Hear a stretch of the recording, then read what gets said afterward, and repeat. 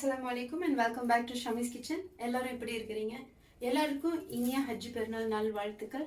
இன்னைக்கு நம்மளுடைய கிச்சன்ல ரெண்டாங் செஞ்சிருக்கேன். ரெண்டாங் அப்படினு பாத்தீங்கன்னா மலேசியா பொறுத்த வகையில ஒரு மெயின் ஐட்டம் சொல்லலாம். எப்படி இந்தியால பிரியாணி விசேஷமோ அதே மாதிரி மலேசியா பொறுத்த வகையில ரெண்டாங் ரொம்ப விசேஷம். இந்த ரெண்டாங் எப்படி நான் செஞ்சிருக்கேன் அப்படிங்கறத வாங்க வீடியோக்குள்ள போய் பார்க்கலாம்.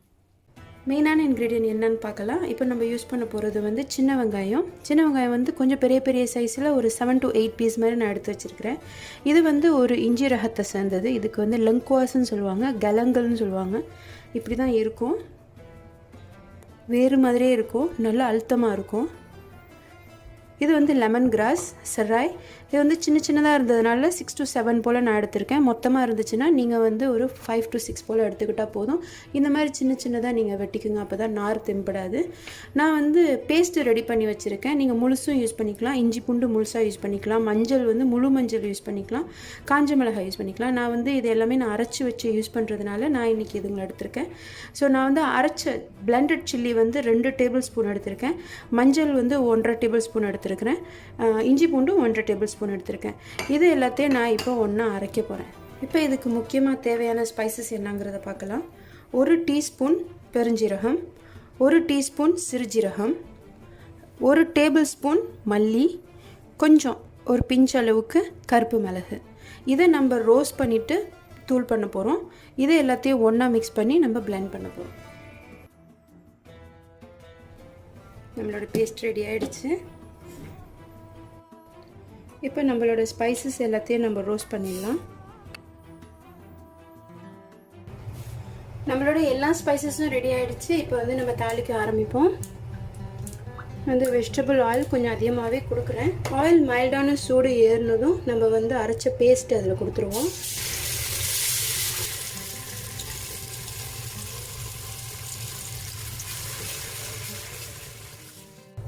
மீடியம் ஃப்ளேம்லே இருக்கட்டும், அது வரைக்கும் நீங்கள் இந்த மாதிரி மிக்ஸ் பண்ணிக்கோங்க. கொஞ்சம் எண்ணெய் பிரிஞ்சு வர வரைக்கும் கொஞ்சம் மிக்ஸ் ஆகிக்கிட்டே இருக்கட்டும்.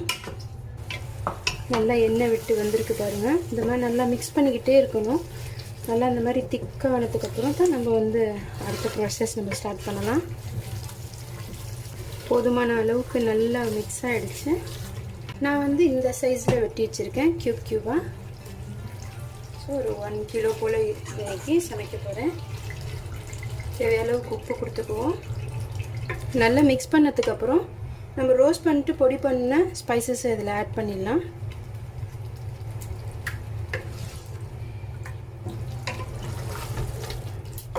நல்லா ஓரளவுக்கு கொதிக்க ஆரம்பிச்சிருச்சு. இப்போ நம்ம என்ன பண்ணுறோம், தண்ணியான தேங்காய் பாலை இப்போ இதில் ஆட் பண்ணிவிட்டு நம்ம வந்து விசில் போட்டுடலாம்.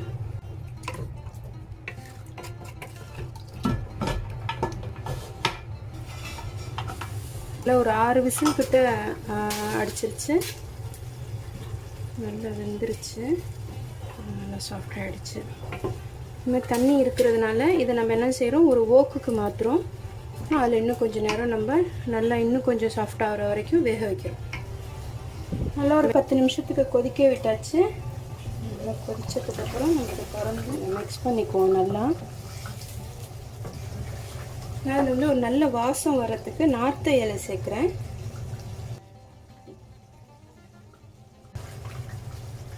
இது வந்து கஃபிர் லைம் லீஃப்னு சொல்லுவாங்க, நல்ல வாசம் கொடுக்கும்.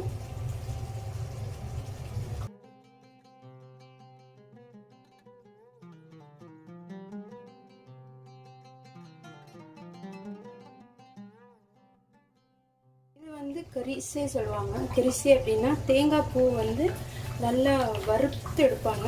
ஆனால் எண்ணெய் எதுவுமே கொடுக்காம வெறும் பிளெயின் பேனில் வந்து போட்டு வறுப்பாங்க. அப்படியே வறுத்து அவங்க பண்ணும்போது, அந்த கடைகளில் பண்ணும்போது அந்த எண்ணெய் வந்துடும். ஏன்னா நிறையா பண்ணுவாங்க. நான் வீட்டில் செஞ்சு வச்சுருக்கேன். அது வந்து கொஞ்சம் ட்ரையாக இருக்கும். ஸோ இன்றைக்கி வந்து இந்த கடையில் உள்ளது வாங்கலாம் அப்படின்னு சொல்லிட்டு ஒரு பேக்கெட் வாங்கிட்டு வந்தேன்.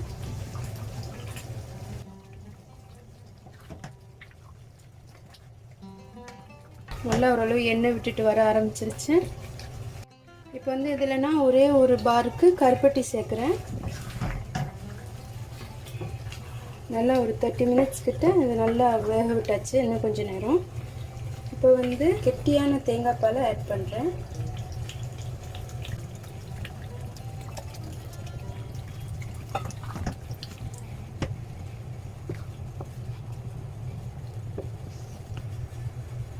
இன்னொரு 30 to 40 minutes வேகட்டும்.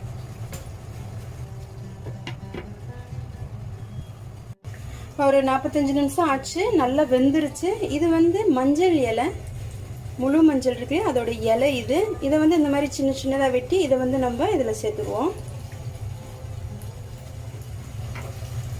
நல்லா சாஃப்ட் ஆயிடுச்சு. இந்த அளவுக்கு இருந்தால் தான் நல்லாயிருக்கும். நம்மளோட ரெண்டாங் ரெடி ஆயிடுச்சு.